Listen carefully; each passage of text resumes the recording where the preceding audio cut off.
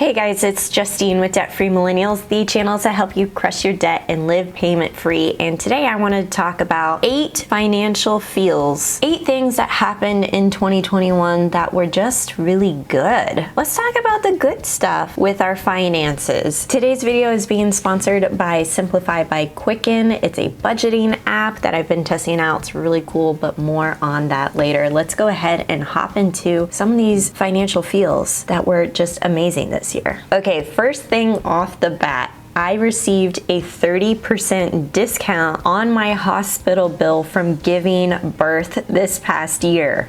And all I did was call up the hospital and ask for the discount, and they said the best we can do is 30%, and I said sold. So I ended up saving $2,500 all by calling up and asking for the discount. I've done a whole video on this. You can check that out up here if you want to see how I did this. And I'm not the only person who's done that. Inspired Budget, Allison Baggerly with Inspired Budget, she's done this for her son's medical bills. There's also Marilee with Easy Budget who did this with her birth. Guys, it's worth asking and it saved us so much money. Number 2 is we maxed out our health savings account. So we have a high deductible health plan, and when you're on this type of insurance plan, it comes with a built-in savings account where you can contribute money into it with pre-tax dollars, as well as your employer will sometimes also put in money to that health savings account as well. So we were able to max that out entirely, and that really helped us with our medical bills for the past year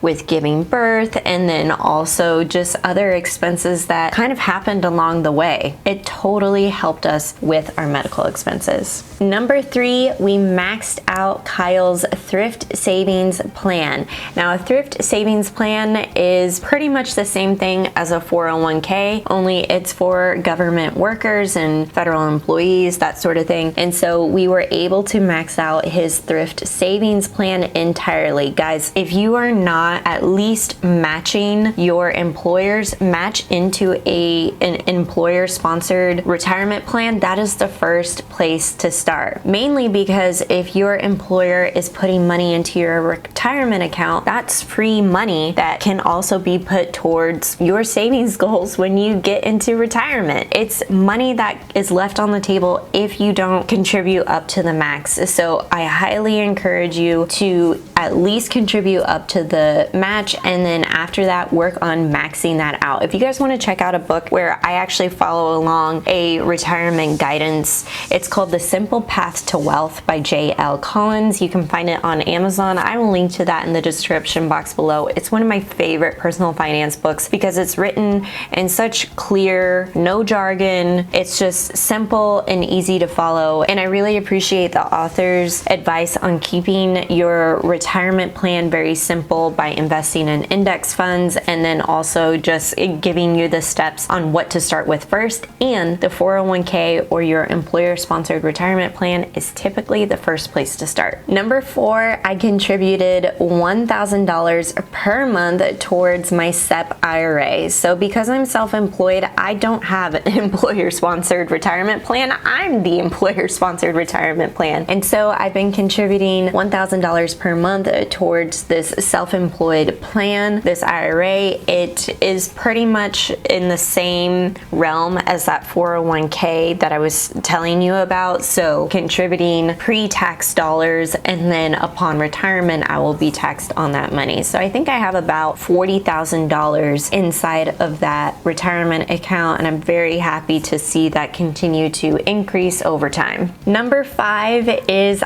we were able to budget for a full-time nanny. Now, I know this isn't always the case for everybody, that you do have to make some sacrifices when it comes to childcare and also supporting you and your family with your job. And, you know, I was talking to my mom about this because when my mom was having kids and she was my age, you know, she worked a full-time job and she worked so hard for us to make sure that we had everything that that we could ever need, everything that we could ever want. And I remember her telling me it was so hard to put us in daycare because she wanted to be there for us. And so I think about that, and I also think about where I'm at with my finances and what I want possible for my daughter Quinn. And we really wanted a full-time nanny to be in our home at least for the first year of life, before she goes to preschool, to have that one-on-one attention. And even that seems like I'm entrusting this other adult with this tiny human life. But we have found Mary Poppins, you guys, and I'm so glad that we were able to take a look at our budget. It meant that we had to sacrifice some savings in other areas and say, okay, maybe we can't contribute as much towards building a down payment to buy our first home, or maybe we can't contribute as much towards vacations or all of these extra wants, because the primary need right now is childcare for my daughter Quinn. And I'm so happy that I was able to look at my budget, and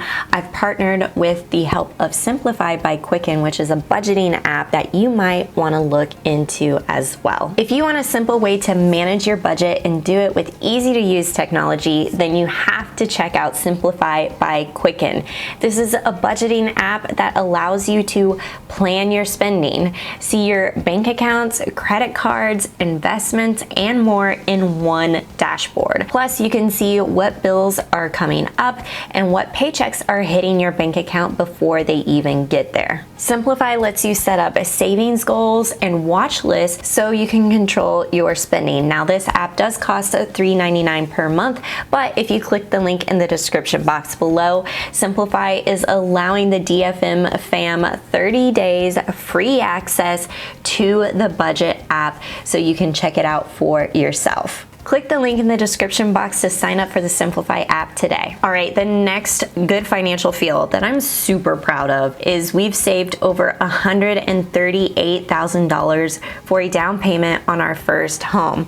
Now, as you guys know, this housing market is on fire, hot, lava. Hades is like, wow, I can't even touch this. This housing market is so hot. You get the picture. So we're being patient with trying to get into this housing market, because we know that buying at the top of the market is probably not a good strategy. And truth be told, we are completely content living in our apartment. We've been in this condo for 6 years now. And now that we have our daughter Quinn, yes, her playroom is literally the space between the coffee table and the TV.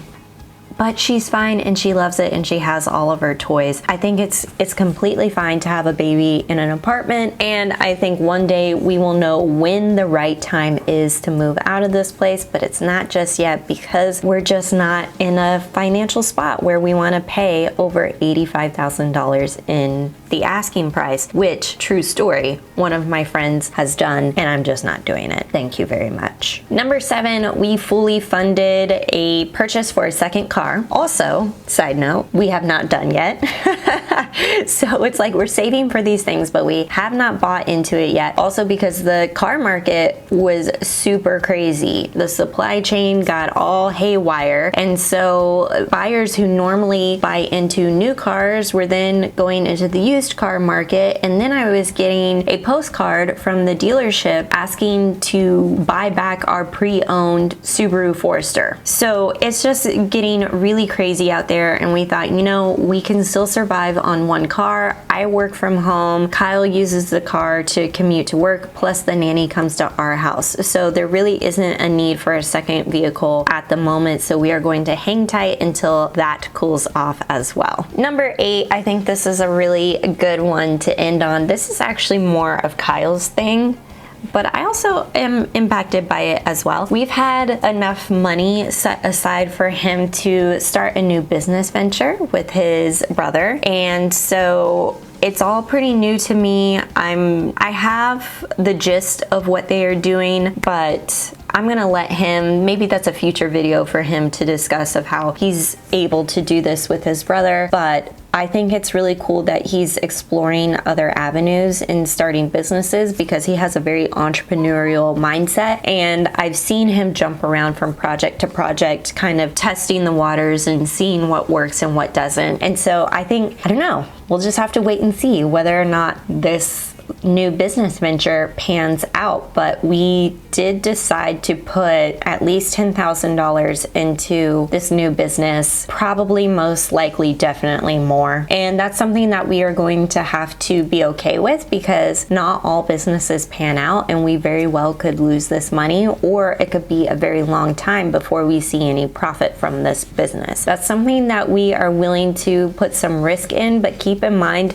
this is a very small portion of our overall financial picture. So we are very careful with the amount of money that we are putting into this project versus what's going into other investing needs, such as retirement. If you want to learn more about that, comment below, let me know. Okay, those were 8 good financial feels. I'm so happy, despite what's going on in the world, that we could still find some good that happened with our finances. Let me know in the comments below, what was one good financial feel? It could be something small, it could be something big. Maybe you paid off one of your student loans. Maybe you completely cut up your credit cards because you have credit card debt. Maybe you saved up enough of a down payment for a purchase of a first home. Let me know. I love hearing this stuff. This is a great way to end the year on a positive note, and I'll catch you guys in the next video.